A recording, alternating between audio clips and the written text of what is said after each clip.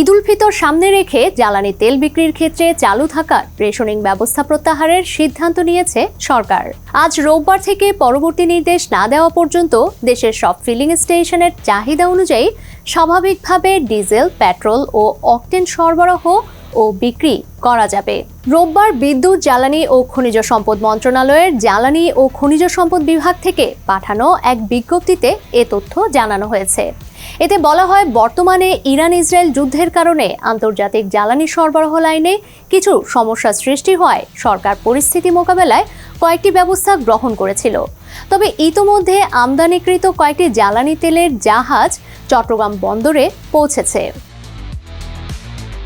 এ অবস্থায় জনগণের ঈদযাত্রা নির্বিঘ্ন করা এবং বোরো মৌসুমে কৃষকদের সেচ কার্যক্রম সচল রাখতে জ্বালানি তেল বিতরণের রেশনিং সহ সব ধরনের বিধিনিষেধ তুলে নেওয়ার সিদ্ধান্ত নেওয়া হয়েছে।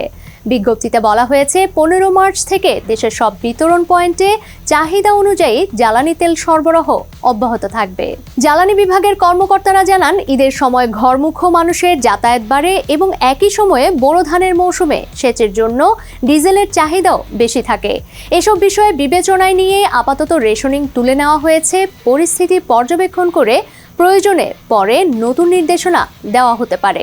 এর আগে মধ্যপ্রাচ্যে সংঘাত পরিস্থিতি ঘিরে আন্তর্জাতিক বাজারে জ্বালানি সরবরাহ নিয়ে অনিশ্চয়তা তৈরি হলে গত 6 মার্চ থেকে দেশে জ্বালানি তেল বিক্রিতে সীমা নির্ধারণ করা হয়। তখন মোটরসাইকেলের জন্য দৈনিক 2 লিটার, স্পোর্টস ইউটিলিটি যান ও মাইক্রোবাসের জন্য 20 থেকে 25 লিটার, পিকআপ ও লোকাল বাসের জন্য 70 থেকে 80 লিটার এবং দূরপাল্লার বাস, ট্রাক ও কাভার্ড ভ্যানের জন্য দৈনিক 200 থেকে 220 লিটার তেল বিক্রির সীমা নির্ধারণ করা হয়েছিল। পরে পরিস্থিতি কিছুটা স্বাভাবিক হলে মোটরসাইকেলের ক্ষেত্রে সীমা 2 লিটার থেকে বাড়িয়ে 5 লিটার করা হয় এবং সামগ্রিক রেশনিং 25% থেকে কমিয়ে 15% নামানো হয়। তবে ঈদ সামনে রেখে এখন সেই সীমাবদ্ধতা পুরোপুরি তুলে নেওয়া হলো। জ্বালানি খাত সংশ্লিষ্টরা বলছেন, রেশনিং ব্যবস্থার কারণে গত কয়েকদিনে অনেক এলাকায় ফিলিং স্টেশনে গাড়ির দীর্ঘ লাইন দেখা গেছে।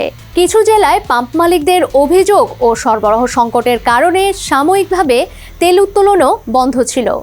ফলে পরিবহন খাত ও সাধারণ গ্রাহকদের মধ্যে উদ্বেগ তৈরি হয়। পেট্রোল পাম্প মালিকদের সংগঠনের নেতারা বলেন, সীমিত সরবরাহ ও বিক্রির বিধিনিষেধের কারণে পাম্প পরিচালনায় জটিলতা তৈরি হচ্ছিল। ঈদ সামনে রেখে রেশনিং প্রত্যাহারের সিদ্ধান্ত পরিবহন ও জ্বালানি বাজারকে স্বস্তি দেবে। তবে জ্বালানি বিভাগের কর্মকর্তারা জানান, আন্তর্জাতিক পরিস্থিতি এখনও পুরোপুরি স্বাভাবিক নয়।